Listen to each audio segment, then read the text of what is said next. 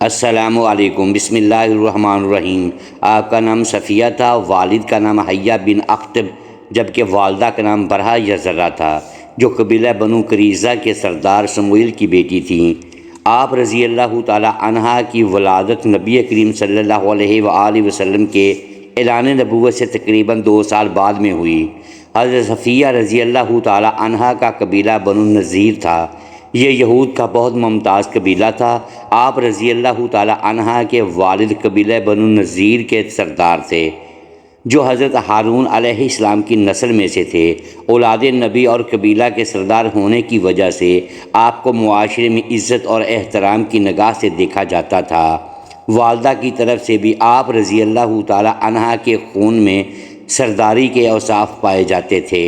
آپ رضی اللہ تعالی عنہا کی عمر جب 14 برس کی ہوئی تو آپ رضی اللہ تعالی عنہا کی شادی سلام بن مستقم القرظی سے کر دی گئی، لیکن کچھ عرصہ بعد سلام بن مستقم نے آپ رضی اللہ تعالی عنہا کو طلاق دے دی۔ سلام بن مستقم اپنے قبیلہ بنو نذیر کا سردار تھا۔ اسلام دشمن میں بہت سرگرم رہا کرتا تھا۔ غزوہ بدر کے بعد جب قریش مکہ کے رئیس ابو سفیان اپنے مقتولین بدر کا انتقام لینے کے لیے 200 اونٹ سواروں کے ساتھ مدینہ کی طرف بڑھے تو سیدھے اسی سلام بن مستقم قرظی کے پاس آئے تھے۔ انہوں نے ابو سفیان کا پرجوش استقبال کیا، اعلیٰ قسم کے کھانے کھلائے، شراب پلائی اور حملہ کرنے کے لیے مدینہ طیبہ کے مخفی راز بھی ابو سفیان کو دیے۔ جب آپ صلی اللہ علیہ وآلہ وسلم ہجرت فرما کر مدینہ منورہ تشریف لے آئے، اسلام کی دعوت دی، لوگوں نے اسلام کو قبول کیا۔ مدینہ میں پہلے سے موجود مذہبی اثر و رسوخ کے مالک یہود کے مذہبی وقار میں خاطر خواہ کمی آنے لگی۔ بت پرست مشرکوں میں تسلسل کے ساتھ پھیلتی ہوئی یہودیت سکڑ گئی۔ دوسری طرف مکہ کے قریشی بدر میں ہلاک ہونے والے اپنے سرداروں کا انتقام لینے اور اسلام کو ختم کرنے کے لیے مدینہ کے یہودیوں کو اپنے ساتھ ملا رہے تھے۔ گویا مشرکین مکہ اور یہود مدینہ دونوں اسلام کو مٹانے کے لیے اکٹھے ہو گئے۔ سیدہ صفیہ رضی اللہ تعالی عنہا کے قبیلے بنو نذیر نے ایک بار سازش کر کے آپ صلی اللہ علیہ وآلہ وسلم کو پتھر گرا کر قتل کرنا چاہا، لیکن آپ صلی اللہ علیہ وآلہ وسلم کو اللہ تعالیٰ نے اس سازش کی اطلاع کر دی۔ آپ صلی اللہ علیہ وآلہ وسلم دوسرے راستے سے بحفاظت نکلنے میں کامیاب ہو گئے۔ دوسری بار قریش مکہ کے کہنے پر بنو نذیر نے آپ صلی اللہ علیہ وآلہ وسلم کو قتل کرنا چاہا، اور چال یہ چلی کہ آپ صلی اللہ علیہ وآلہ وسلم کو پیغام بھیجا کہ آپ 3 آدمی لے کر ہمارے پاس تشریف لائیں، ہم بھی 3 علماء کو ساتھ لے کر آتے ہیں، آپ اسلام سمجھائیں۔ اگر ہمارے علماء نے آپ کی دعوت کو تسلیم کر لیا تو ہم بھی ایمان لے آئیں گے۔ آپ صلی اللہ علیہ وآلہ وسلم نے اسے منظور فرمایا۔ راستے میں آپ صلی اللہ علیہ وآلہ وسلم کو معلوم ہوا کہ یہ لوگ تلواریں باندھ کر آپ صلی اللہ علیہ وآلہ وسلم کو قتل کرنے کے درپے ہیں۔ تب آپ صلی اللہ علیہ وآلہ وسلم نے ان کا محاصرہ کیا۔ کئی دن تک یہ محاصرہ جاری رہا۔ لشکر اسلام نے ان کی معاشی قوت کے استحصال کے لیے ان کے باغات تک جلا دیے۔ جب یہ ہر طرف سے بے بس ہو گئے تو انہوں نے صلح کی درخواست کی۔ بالآخر بنو نذیر کو مدینہ سے جلا وطنی اختیار کرنے پر مجبور کیا گیا۔ وہ اس شرط کے ساتھ راضی ہوئے کہ جس قدر مال و اسباب اونٹوں پر لے جا سکیں لے جانے دیں تو ہم مدینہ سے نکل جائیں گے۔ چنانچہ جلا وطنی پر مجبور ہونے والوں میں حضرت سیدہ صفیہ رضی اللہ تعالی عنہا کے والد حیہ بن اخطب اور سلام بن ابی الحقیق کنانیہ بن ربیع کے علاوہ چند دیگر لوگ بھی بنو نذیر سے خیبر کی طرف چلے گئے۔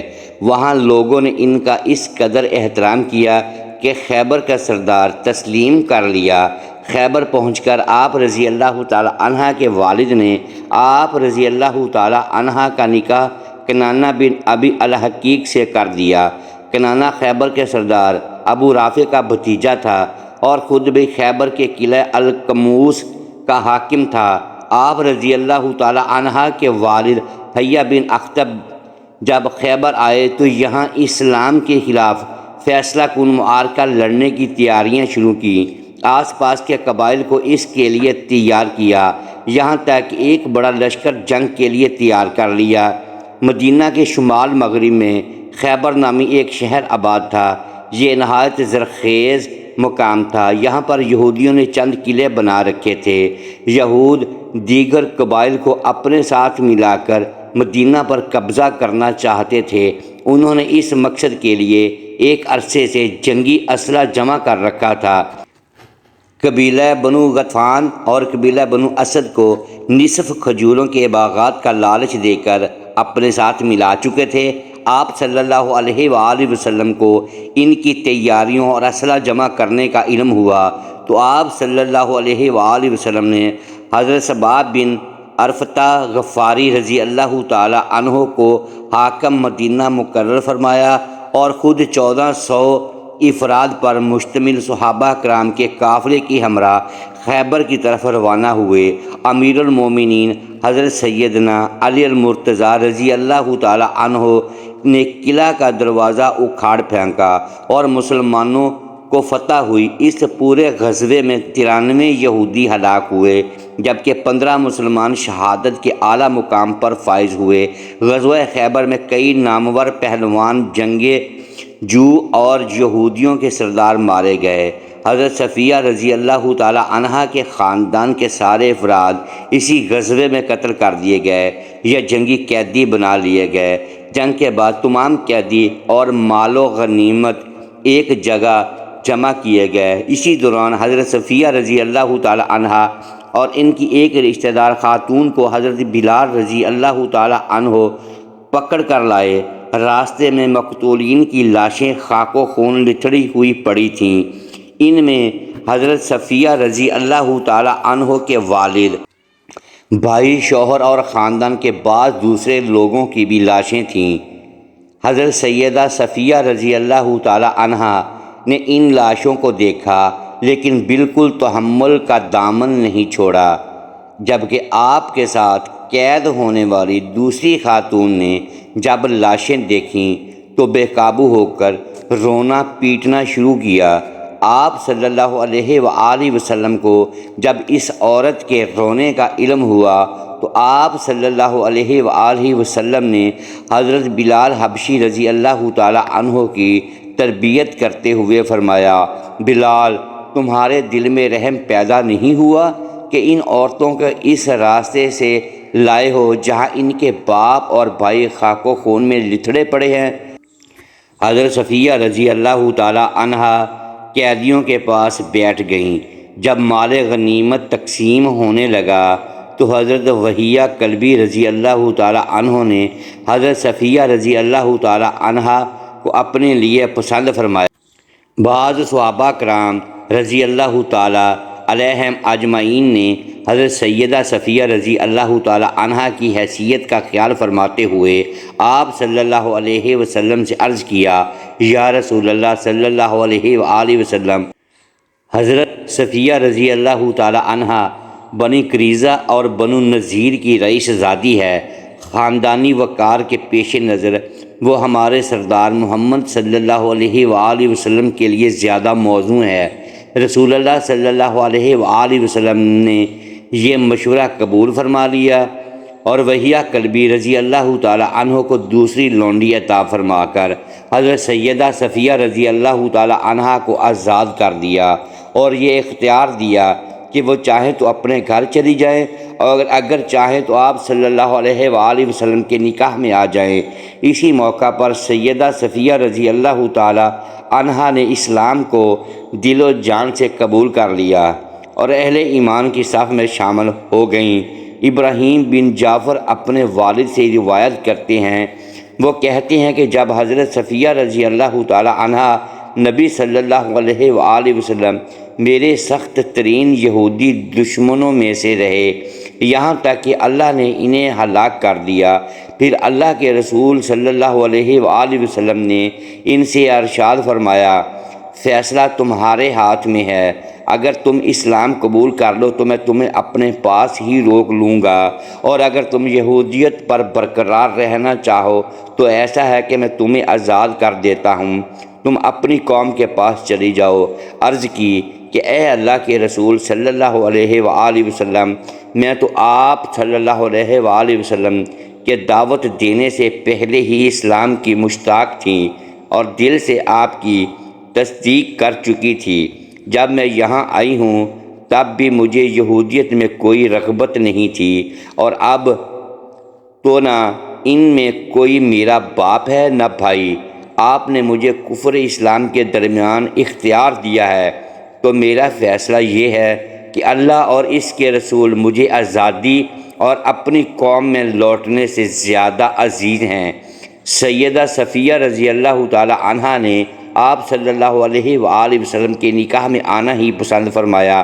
خیبر سے واپسی پر جب آپ سرر روحا کے مقام پر پہنچے تو سیدہ صفیہ رضی اللہ تعالی عنہا حیض سے پاک ہوئیں۔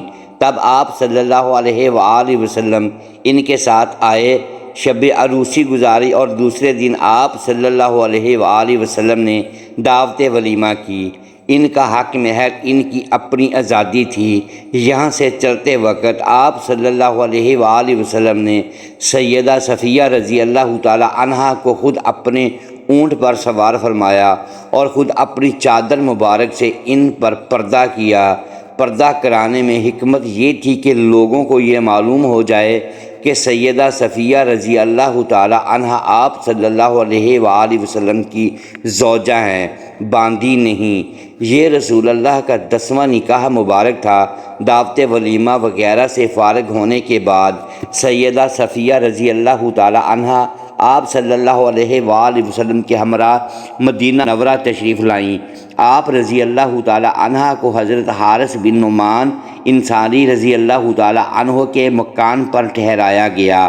آپ رضی اللہ تعالی عنہا کے حسن و جمال کی تذکرہ مدینہ کی عورتوں میں پھیل گیا، چنانچہ ازواج مطہرات اور انصار و مہاجرین کی خواتین آپ کو دیکھنے کے لیے تشریف لائیں۔ اسی دوران رسول اللہ صلی اللہ علیہ وآلہ وسلم کی لخت جگر سیدہ فاطمہ الزہرا رضی اللہ تعالی عنہا بھی سیدہ صفیہ رضی اللہ تعالی عنہا کی زیارت کے لیے تشریف لائیں۔ جب سیدہ صفیہ رضی اللہ تعالی عنہا کو معلوم ہوا کہ فاطمہ رضی اللہ تعالی عنہا نبی کریم صلی اللہ علیہ وآلہ وسلم کی لخت جگر ہیں تو انہوں نے اپنے کانوں کے جھمکے اور زیورات اتار کر ان کی خدمت میں پیش کیا، اور ان کے ساتھ جو دوسری خواتین تشریف لائیں انہیں بھی کوئی نہ کوئی زیور تحفے میں دیا۔ سیدہ صفیہ رضی اللہ تعالی عنہا کے چہرے پر زخم کا ایک نشان تھا۔ آپ صلی اللہ علیہ وآلہ وسلم نے اس بارے آپ رضی اللہ تعالی عنہا سے پوچھا کہ یہ کیا ہے؟ سیدہ صفیہ رضی اللہ تعالی عنہا نے عرض کی، یا رسول اللہ صلی اللہ علیہ وآلہ وسلم، میں نے ایک رات خواب میں دیکھا کہ آسمان سے چاند ٹوٹ کر میری گود میں آن گرا ہے۔ جب میں نے یہ خواب اپنے خاوند کنانہ بن ابی الحقیق کو سنایا، اس نے یہ کہہ کر کہ تو ملکہ عرب بننا چاہتی ہے، میرے منہ پر زور سے تھپڑ مارا، جس کی وجہ سے یہ نشان پڑ گیا۔ آپ نے جو خواب دیکھا تو اس کی تعبیر یوں پوری ہوئی کہ آپ رضی اللہ تعالی عنہا پوری کائنات کے سردار کی زوجہ بن گئیں۔ حضرت علی رضی اللہ تعالی عنہ فرماتے ہیں کہ ایک مرتبہ حضور اقدس صلی اللہ علیہ وآلہ وسلم کے پاس بحرین سے مال آیا۔ حضور صلی اللہ علیہ وآلہ وسلم نے اسے تقسیم کرنا شروع کیا، لیکن ابھی تقسیم سے فارغ نہ ہوئے تھے کہ رات ہو گئی، تو آپ صلی اللہ علیہ وآلہ وسلم نے وہ رات مسجد میں گزار دی اور ساری نمازیں مسجد میں پڑھیں۔ میں نے دیکھا کہ جب تک آپ صلی اللہ علیہ وآلہ وسلم نے سارا مال تقسیم نہ کر لیا، آپ صلی اللہ علیہ وآلہ وسلم کے چہرے پر پریشانی اور فکر کے آثار رہے۔ حضرت ابو ہریرہ رضی اللہ تعالی عنہ بیان کرتے ہیں کہ پیارے نبی صلی اللہ علیہ وآلہ وسلم نے مسجد کی جانب کچھ سواروں کو روانہ فرمایا تو وہ بنی حنیفہ کے ایک شخص ثمامہ بن اسال کو گرفتار کر کے لے آئے اور اسے مسجد نبوی کے ایک ستون سے باندھ دیا۔ جب پیارے نبی صلی اللہ علیہ وآلہ وسلم اس کے پاس تشریف لے گئے تو آپ صلی اللہ علیہ وآلہ وسلم نے فرمایا، اے ثمامہ تمہارا کیا ارادہ ہے؟ جواب دیا، اے محمد میرا ارادہ نیک ہے، اگر آپ مجھے قتل کریں تو گویا ایک خونی آدمی کو قتل کیا، اور اگر احسان فرمائے تو احسان پر شکر گزار رہوں گا۔ اگر آپ مال و دولت چاہتے ہیں تو جتنا چاہے لے سکتے ہیں۔ نبی کریم صلی اللہ علیہ وآلہ وسلم نے جواب نہ دیا اور واپس تشریف لے گئے۔ جب دوسرا روز ہوا تو آپ صلی اللہ علیہ وآلہ وسلم نے پھر فرمایا، اے ثمامہ کیا ارادہ ہے؟ اس نے وہی جواب دیا جو پہلے دے چکا تھا کہ اگر احسان فرمائے تو ایک شکر گزار بندے پر احسان ہوگا۔ آپ صلی اللہ علیہ وآلہ وسلم نے اسے دوبارہ چھوڑ کر چلے گئے اور اگلے روز پھر فرمایا، اے ثمامہ کیا خیال ہے؟ کہنے لگا، میں تو کہنے لگے کہ مجھے جو کہنا تھا کہہ چکا ہوں۔ آپ صلی اللہ علیہ وآلہ وسلم نے حکم دیا کہ ثمامہ کو چھوڑ دو۔ ثمامہ رضی اللہ تعالی عنہ نبی رحمت صلی اللہ علیہ وآلہ وسلم کے اس حسن اخلاق سے اتنا متاثر ہوا کہ وہ وہاں سے چلا اور مسجد کے قریب ایک باغ میں جا کر غسل کر کے مسجد نبوی میں آیا اور کلمہ پڑھ کر مسلمان ہو گیا، اور کہنے لگا کہ میں گواہی دیتا ہوں کہ اللہ تعالیٰ کی سوا کوئی عبادت کے لائق نہیں، اور محمد صلی اللہ علیہ وآلہ وسلم اللہ کے سچے رسول ہیں۔ اے محمد خدا کی قسم مجھے روئے زمین پر کسی سے اتنی نفرت نہیں تھی جتنی آپ سے تھی، لیکن آج مجھے آپ کا چہرہ سب چہروں سے زیادہ محبوب ہو گیا ہے۔ خدا کی قسم آپ کے اسلام سے زیادہ مجھے کوئی دین ناپسند نہ تھا، لیکن آج میرے لیے آپ کا دین تمام دینوں سے زیادہ پیارا ہو گیا ہے۔ خدا کی قسم مجھے آپ کے شہر سے زیادہ ناپسند کوئی شہر نہ تھا، لیکن آج میری نظروں میں آپ کا شہر تمام شہروں سے زیادہ پیارا ہے۔ آپ کے سیواروں نے مجھے گرفتار کر لیا، حالانکہ میں عمرہ کے ارادے سے جا رہا تھا۔ اب اس بارے میں آپ کا کیا حکم ہے؟ حضور نبی کریم صلی اللہ علیہ وآلہ وسلم نے فرمایا، ہم نے اسے بشارت دی اور فرمایا کہ وہ عمرہ کرے۔ جب وہ مکہ مکرمہ میں پہنچا تو کسی نے اس سے کہا، کیا تم بے دین ہو گئے ہو؟ جواب دیا، نہیں، بلکہ میں تو محمد مصطفیٰ صلی اللہ علیہ وآلہ وسلم کے دست اقدس پر مسلمان ہو گیا ہوں۔ خدا کی قسم اب تمہارے پاس پیارے نبی صلی اللہ علیہ وآلہ وسلم کی اجازت کے بغیر میرے شہر یمامہ سے گیہوں کا ایک دانہ بھی نہیں پہنچے گا۔ ایک دفعہ کا ذکر ہے کہ نبی کریم صلی اللہ علیہ وآلہ وسلم اپنے گھر میں جلوہ فرما رہے تھے۔ اسی دوران ایک سوالی آیا اور آ کر عرض کرنے لگا، یا رسول اللہ صلی اللہ علیہ وآلہ وسلم میں فقیر آدمی ہوں، میرے بہت سے بال بچے ہیں، اللہ تعالیٰ کے لیے مجھے کچھ چیز عنایت کریں جسے میں اپنے بال بچوں کے لیے گھر لے جا سکوں۔ نبی کریم صلی اللہ علیہ وآلہ وسلم نے اپنی زوجہ محترمہ حضرت عائشہ رضی اللہ تعالی عنہا سے فرمایا، عائشہ دیکھو گھر میں کوئی چیز ہے تو اس سوالی کو دے دو۔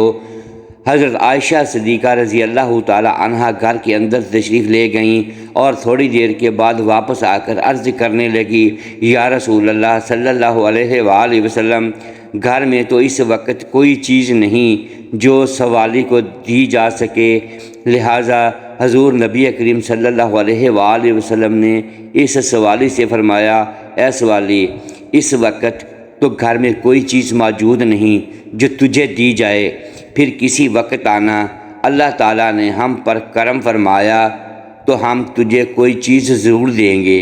ایک دن حضور اکرم صلی اللہ علیہ وآلہ وسلم سیدہ صفیہ رضی اللہ تعالی عنہا کی باری کے دن ان کے پاس تشریف لائے۔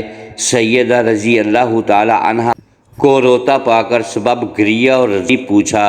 عرض کیا، سیدہ عائشہ صدیقہ رضی اللہ تعالی عنہا اور سیدہ حفصہ رضی اللہ تعالی عنہا آ کر مجھے اعزاز دیتی ہیں، کہتی ہیں کہ ہم صفیہ رضی اللہ تعالی عنہا سے بہتر ہیں، کیونکہ ہمیں نبی کریم صلی اللہ تعالیٰ علیہ وآلہ وسلم کے نسب مبارک کی شرافت حاصل ہے۔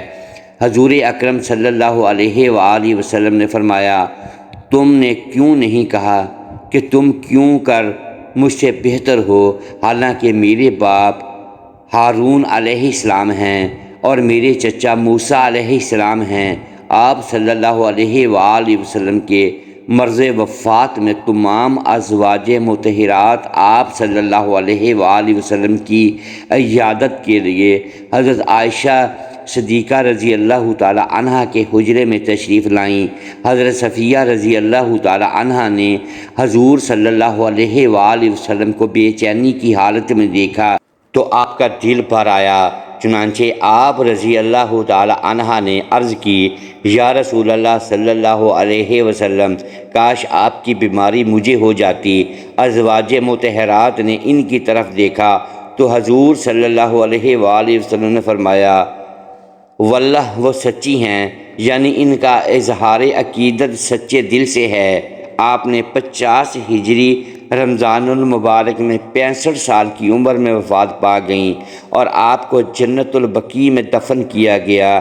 آپ رضی اللہ تعالی عنہا نے اپنا ذاتی مکان اپنی زندگی میں ہی اللہ کی راہ میں صدقہ کر دیا تھا، البتہ ترکہ میں 1 لاکھ درہم چھوڑے اور اس کے 1/3 کی وصیت اپنے بھانجے کے لیے کی جو ابھی تک مسلمان نہیں ہوا تھا۔ لوگ اس کو حصہ دینے میں شش و پنج کا شکار ہونے لگے تو سیدہ عائشہ رضی اللہ تعالی عنہا نے فرمایا، لوگو اللہ سے ڈرو اور صفیہ کی وصیت پوری کرو۔ چنانچہ آپ کی وصیت پر عمل کیا گیا۔ اللہ تعالی ہمیں بہتر عمل کرنے کی توفیق عطا فرمائے اور ہمیں صحابہ اہل بیت سے محبت کرنے کی توفیق عطا فرمائے۔ امید کرتے ہیں آج کی یہ ویڈیو آپ کو پسند آئی ہوگی۔ ناظرین گرامی، اگر اس ویڈیو میں دانستہ یا دیدہ دانستہ الفاظ کی ادائیگی درست نہیں کر پائے تو ہم آپ سے معذرت خواہ ہیں اور اللہ کے حضور معافی کے طلبگار ہیں۔ پیارے دوستو، ویڈیو کو لائک، شیئر اور اپنے اس چینل کو سبسکرائب ضرور کیجئے اور بیل آئیکن پریس کر دیں تاکہ ہماری حوصلہ افزائی ہوتی رہے۔ شکریہ، اللہ حافظ۔